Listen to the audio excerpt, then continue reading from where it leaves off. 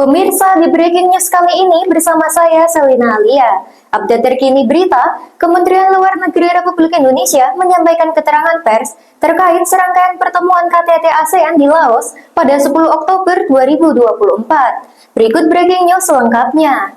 Hari ini hari yang cukup panjang karena ada 7 pertemuan KTT pada hari ini, yaitu ASEAN dengan RRT, dengan Korea Selatan, dengan Jepang, kemudian ASEAN Plus 3, kemudian dengan Australia, India, dan juga Kanada.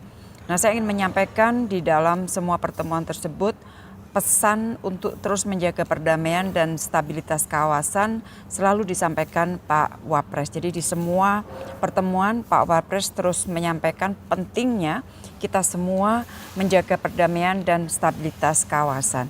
Karena pesan ini menjadi semakin penting melihat situasi dunia saat ini, di mana di berbagai belahan dunia terjadi konflik dan perang. Dan Bapak Wapres menyampaikan bahwa perdamaian itu adalah sesuatu yang harus diupayakan dan karena perdamaian tidak jatuh dari langit atau ada begitu saja.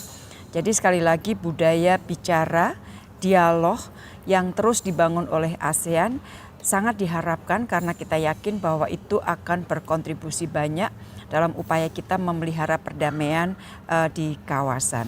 Selain masalah perdamaian dan stabilitas, pesan generik lain yang disampaikan oleh Pak Wapres adalah prioritas kerjasama dengan negara-negara tersebut, termasuk diantaranya adalah pengarus utamaan ASEAN Outlook on the Indo-Pacific.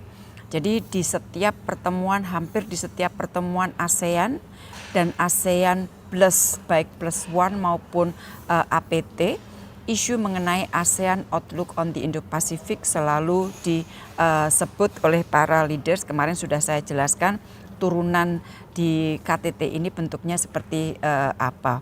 Nah, beberapa kerjasama ekonomi yang juga disampaikan pentingnya oleh Pak Wapres secara generik adalah kerjasama di bidang transisi energi, ketahanan pangan, kemudian Pak Wapres juga menyampaikan bahwa kerjasama ekonomi ini menjadi sangat penting artinya untuk menjadikan ASEAN sebagai kawasan pertumbuhan atau epicentrum of growth.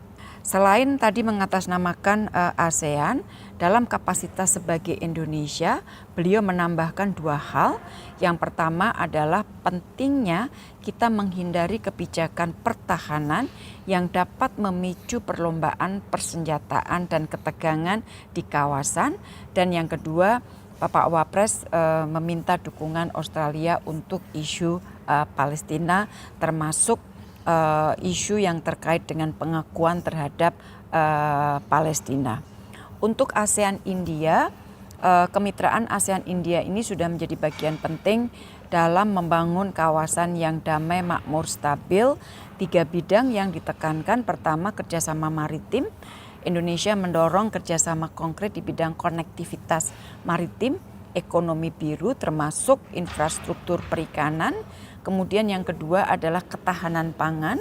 Kita juga mendorong implementasi komitmen bersama penguatan ketahanan pangan, terutama dalam menanggapi krisis yang sudah diadopsi tahun lalu. Kita sudah memiliki komitmen kerjasamanya tahun lalu pada saat Indonesia menjadi tuan rumah atau menjadi chair ASEAN. Dan yang ketiga, penguatan kerjasama dalam kerangka AOIP, khususnya memastikan bahwa inisiatif Indo-Pasifik yang digagas oleh India, karena India juga memiliki inisiatif yang serupa, itu dapat mendukung AOIP kita. Dan untuk ASEAN India ini ada 4 dokumen yang dihasilkan, termasuk komitmen bersama untuk memperkuat kerjasama konkret yang tertuang dalam Comprehensive Strategic Partnership ASEAN India. Terakhir dengan Kanada, Indonesia berfokus pada 2 hal. Yang pertama, peningkatan kerjasama ekonomi, termasuk mendorong agar perjanjian perdagangan ASEAN Kanada dapat diselesaikan tahun depan. Kita sedang melakukan negosiasi dan Indonesia berharap negosiasinya dapat diselesaikan tahun depan.